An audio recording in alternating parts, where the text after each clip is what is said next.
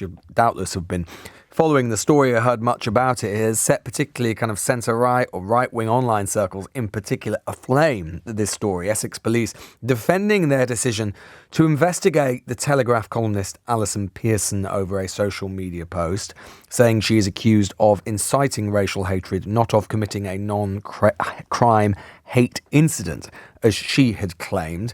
This has basically, as I say, got lots of Conservatives commenting about it, including Kemi Badenoch, the new Conservative leader, and the former Prime Minister, Boris Johnson, all leaping to her defence. Indeed, in his Mail column on Saturday, Johnson has said that the incident was redolent of the Soviet Union at its worst. I hate to break it to the former Prime Minister, but the Soviet Union did some rather worse things than investigate the odd tweet, and called on the force to drop its investigation. Meanwhile, Badenoch has called for hate crime laws to be reviewed in light of the incident in comments splashed on the Telegraph's front page on Saturday. Well, let's talk now to Roger Hurst, who is the Police, Fire and Crime Commissioner for Essex, the force which is at the centre of this row. Roger, before I put the question to you, I just want to play you comments that Ian Duncan Smith, the former Conservative leader, of course, said on this show about half an hour ago. I don't know if you heard it, but this is what he said when I asked him about what Kemi Badenoch had said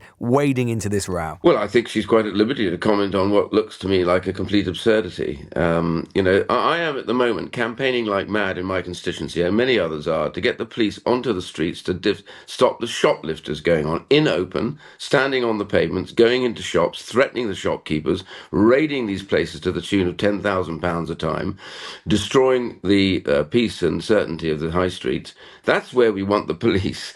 What I don't want the police to do is to go investigating something that happened a year or so ago that was a comment from a journalist. This is kind of thought police territory, and whatever else happens, that's got to stop. Let's get the police to do the one thing that every member of the public wants them to do: get after antisocial behaviour and violence and threats. That is why I think she's quite right to comment. Well, you heard it there, Roger. Thought police is what Ian Duncan Smith had said. What's your response to that? Well, certainly we don't want thought police in this country. This is absolutely about having a free country, isn't it, really? And there's a tension here between freedom of speech and rule of law. Both of those are absolutely core pillars of our democracy. I just think it's perhaps worth bearing in mind, though, in my police and crime plan, we don't talk about hate crime. We talk about antisocial behaviour. We talk about drug-driven crime. We talk about violence against women and girls. We talk about neighbourhood crimes. But nevertheless, we can't go around ignoring crimes just because it's politically sensitive. And we perhaps need to just think about how our Black and Asian communities are hearing this debate. After all, the 1986 Public Order Act defines this as a crime, and the maximum sentence, the normal measure of crime severity is on the maximum sentence. The maximum sentence is 7 years. That puts it up there well ahead of shoplifting, and actually ahead of most car theft. That is inciting racial hatred, to be specific. Exactly that, yes. Yeah. Now, I'm making no comment at all about this particular case, because it is under investigation by the force which I have responsibility, and I have no view whatsoever on the issue of guilt. But it is my job to make sure that the police act even-handedly, and we will have no two-tier policing in Essex. Everyone's equal under the law, and if there is a complaint made, then the police are duty-bound to investigate it. I have to say, it's fairly evident, isn't it, really, that it's not been treated as a high priority. It's taken a year to actually go and knock on the door. But nevertheless, this is something which has to be dealt with by due process. Do you think that it is helpful for the Leader of the Opposition to be commenting on live police inquiries in this way? I think, I'm not sure that commenting on a live police inquiry is the thing, but this is clearly a hot topic.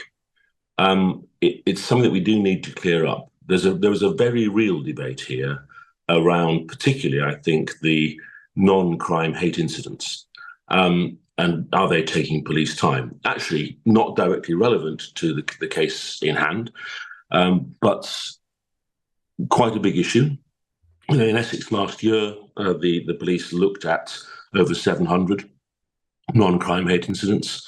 Is that necessarily a good use of time? I think there's a good debate that needs to be had around is the current regime of obliging the police to be data monitors and record all of this stuff actually having a positive impact on race relations, community relations in this country? You go back to the 1986 Act, clearly it came in after the 1970s and 80s.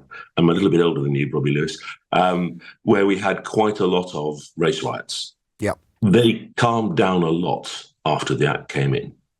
The non-crime hate incidents came in 2000, and actually since then we've seen a deterioration rather than an improvement. Not least seen in this summer. I think we actually need to think about what is it which improves relationships between our communities in this country. My own view is that is actually around the police building relationships with all of the communities, whether they be Muslim, whether they be Jewish, pro-Palestine, pro-Gaza, whatever it may be, or many, many more than that. We have that in Essex. That's the focus, not on recording incidents which may or may not be trivial.